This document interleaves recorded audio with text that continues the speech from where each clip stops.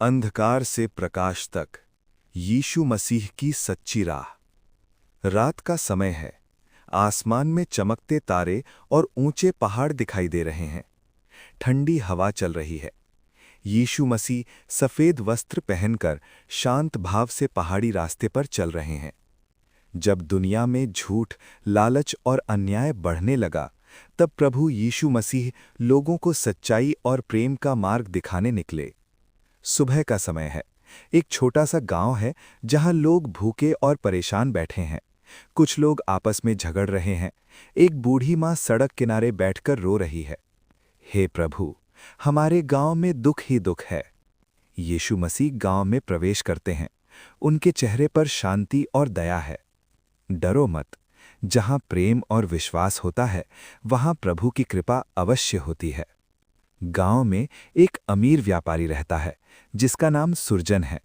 उसके गोदाम में बहुत अनाज भरा है, लेकिन वो गरीबों को कुछ भी नहीं देता। ये मेरा अनाज है, कोई गरीब इसे नहीं पाएगा। एक छोटा बच्चा भूख से रो रहा है। माँ, मुझे बहुत भूख लगी है। यीशु मसीह ये देखकर दुखी हो जाते हैं। यीशु गांव वालों को इकट्ठा करते हैं। यीशु मसीह कहते हैं, जो अपने भाई को भूखा देखकर भी मदद नहीं करता, वो सच्चे मार्ग से दूर हो जाता है। यीशु एक छोटी रोटी उठाते हैं और प्रार्थना करते हैं। धीरे धीरे रोटियां बढ़ने लगते हैं। पूरे गांव को भोजन मिल जाता है। गांव वाले आश्चर्य से एक दूसरे को देखते हैं।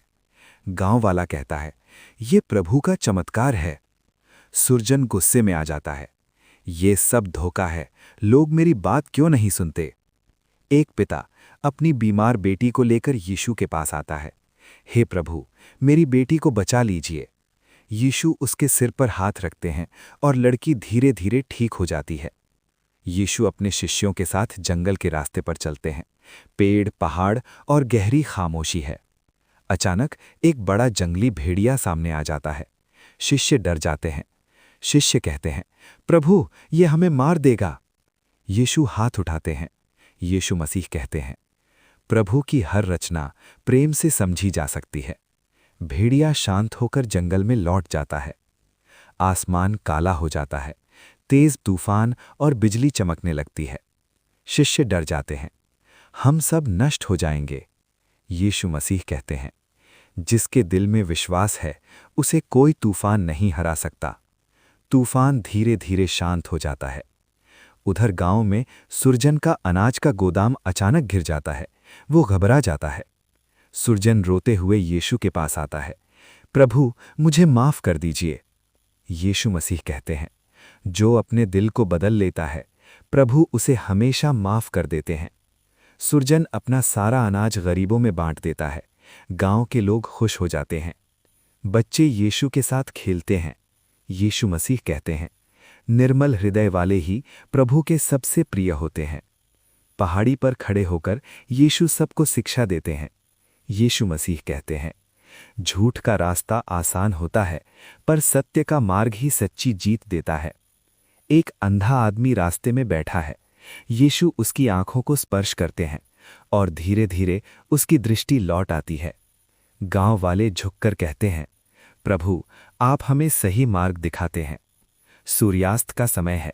यीशु पहाड़ के रास्ते आगे बढ़ रहे हैं। यीशु मसीह कहते हैं, याद रखो, प्रेम, दया और सत्य ही इंसान को महान बनाते हैं। आसमान में सुनहरी रोशनी फैल जाती है। अब गांव में कोई भूखा नहीं रहता। सभी लोग एक दूसरे की मदद करते हैं। बच्चे खेल रहे हैं। लोग मुस्कुरा रहे हैं। गांव वाले मिलकर प्रार्थना करते हैं, हे प्रभु, हमें हमेशा सच्चाई के मार्ग पर चलाना। यीशु मसीह दूर पहाड़ के रास्ते धीरे धीरे आगे बढ़ जाते हैं।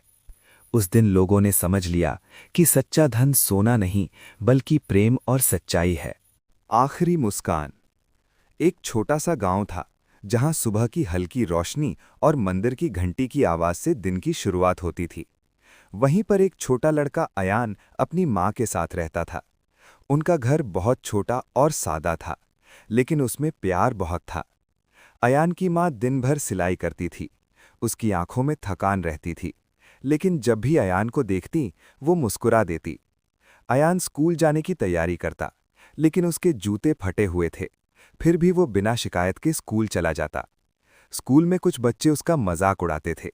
उसके फटे जूते और पुराने कपड़ों को देखकर हंसते थे। अयान चुप रहता, लेकिन उसकी आंखों में दर्द साफ दिखाई देता था। एक दिन टीचर ने पूछा, बड़े होके क्या बनोगे? अयान ने धीरे से जवाब दिया, मैं अपनी माँ के लिए बड़ा घर बनाऊंगा। जिंदगी धीरे धीरे और मुश्किल होती गई। जब उसकी माँ बीमार पड़ गई, उसे जोर जोर से खांसी आती थी, लेकिन डॉक्टर के पैसे नहीं थे।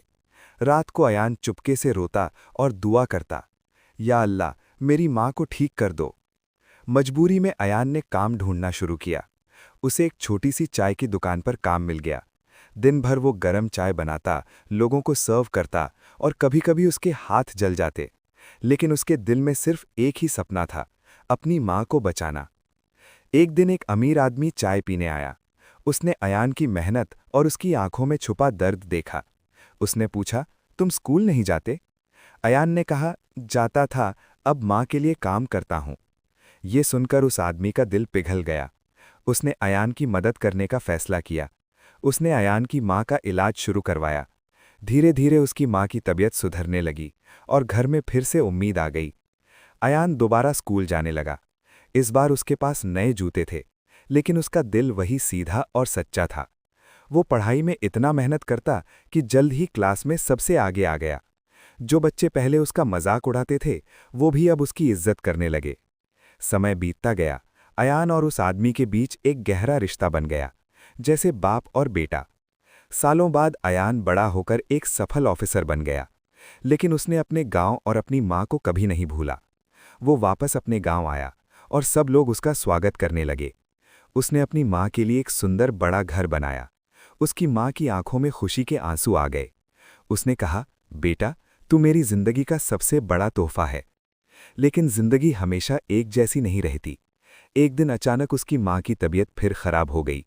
उसे अस्पताल ले जाया गया। डॉक्टर्स ने कहा कि हालत सीरियस है। अयान का दिल फिर से टूट गया। हॉस्पिटल के बेड पर माँ ने उसका हाथ पकड़ा और प्यार से कहा, मैं हमेशा तेरे साथ रहूंगी। कुछ ही पलों बाद एक हल्की सी मुस्कान के साथ उसने अपनी आखिरी सांस ली। अयान खामोश खड़ा रहा। आंखों से आंसू बह रहे थे, लेकिन आवाज़ नहीं निकल रही थी। उसके सामने उसकी दुनिया खत्म हो चुकी थी। फिर उसके जहन में माँ के साथ बिताए हुए हर पल फ्लैशबैक की तरह चलने लगे। उनकी मुस्कान, उनकी मेहनत, उनका प्यार। वो टूट कर रो पड़ा। कुछ समय बाद अयान ने एक फैसला लिया। उसने माँ फाउंडेशन के नाम से एक संस्था शुरू की, जहां वो गरीब बच्चों की मदद करता, उन्हें पढ़ाता और उनकी जिंदगी सुधारने की कोशिश करता।